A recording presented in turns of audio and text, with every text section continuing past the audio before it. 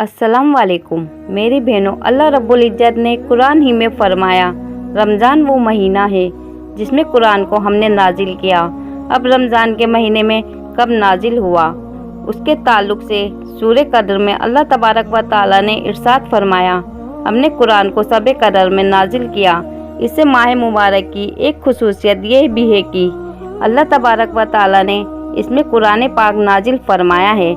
चुनाचे पारा नंबर 2 सूरह बकरा में आयत नंबर 185 में मुकद्दस कुरान में अल्लाह तबारक व तआला का फरमान आलीशान है, रमज़ान का महीना जिसमें कुरान उतारा, लोगों के लिए हिदायत और रहनुमाई और फैसले की रोशन बातें। तो तुम में जो कोई ये महीना पाए ज़रूर इसके रोज़े रखे, और जो बीमार या सफ़र में हो तो उतने रोज़े और दिनों में अल्लाह तबारक व तआला तुम पर आसानी चाहता है और तुम पर दुश्वारी नहीं चाहता।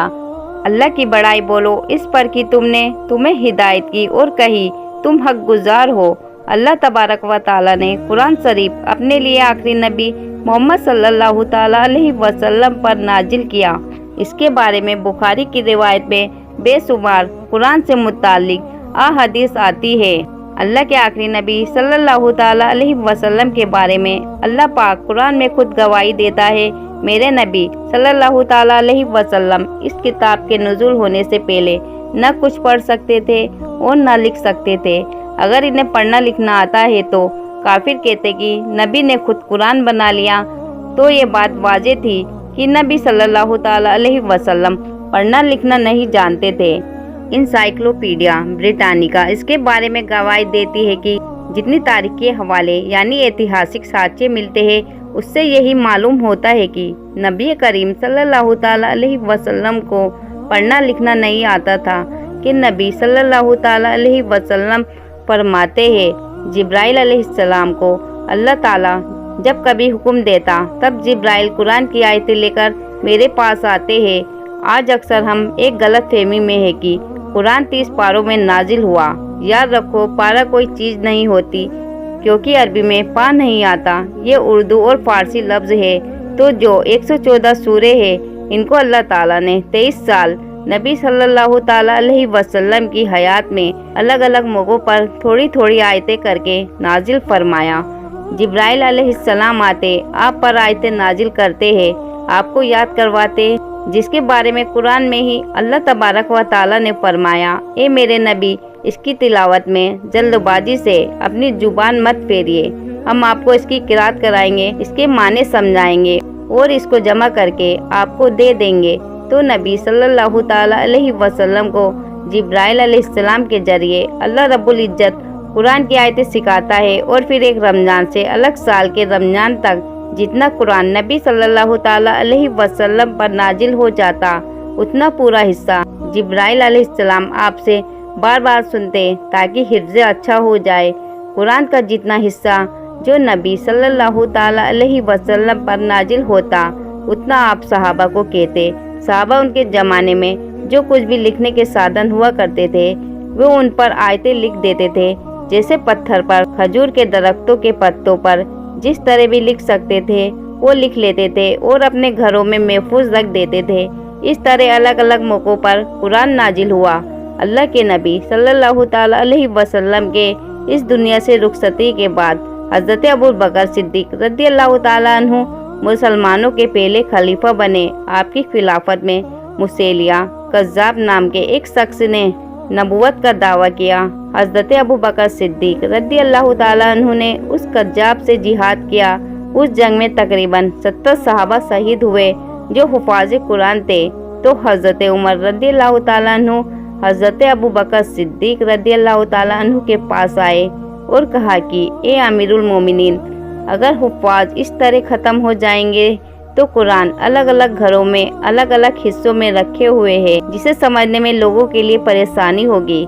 लिहाजा हम एक काम करते हैं, आप सबसे कहिए कि जो भी कुरान का हिस्सा उन्होंने लिखा था वो पूरा लाए, हमें हुफ़ाज़ कुरान को बिठाएंगे, पूरे औराक को तरतीब से जमा करेंगे और जमा करके एक जगह सी देंगे।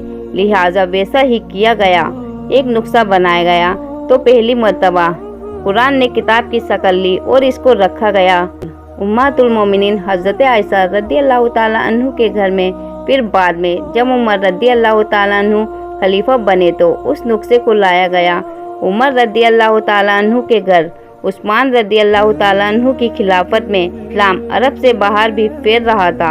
ईरान, इंडोनेशिया, अफ्रीका, इसी तरह भारत तक फैल रहा था। इस दौरान जो गैर अरबी लोग, वो क्योंकि अरब उनकी मादरी जुबान यानी मातृभाषा नहीं थी, लिहाजा किरात करने में गलती कर रहे थे और अपनी किरात के हिसाब से जैसा चाहे लिख रहे हैं। लोगों ने उस्मान रदी अल्लाह ताला अन्हु से शिकायत की कि कुरान को अलग अलग तरीकों से लोग पढ़ रहे हैं, लिहाजा आपने कहा कि जिसके पास भी लिखा हुआ कुरान है वो सब लाया जाए।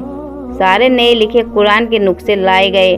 उन सारे नुस्खों को आग लगाकर जला दिया गया। आग लगाने का हुक्म इसलिए दिया गया क्योंकि अल्लाह के नबी सल्लल्लाहु ताला अलैहि वसल्लम का वाज़े इरशाद मुबारक था कि कहीं अगर कुरान लिखी हुई है तो उसे फाड़ो मत, बल्कि दफन करो या उसे आग लगा दो। लिहाजा उन तमाम नए नुस्खों को जला दिया गया और फिर वे पहला नुस्खा यानी मास्टर कॉपी जो हज़रत उमर रदी अल्लाह ताला अन्हु के मशवरे पर बनाया गया था, उसे हज़रत उमर रदी अल्लाह ताला अन्हु के घर से लाकर सहाबा से कहकर इस नुस्खे की 7 कॉपी बनाई गई।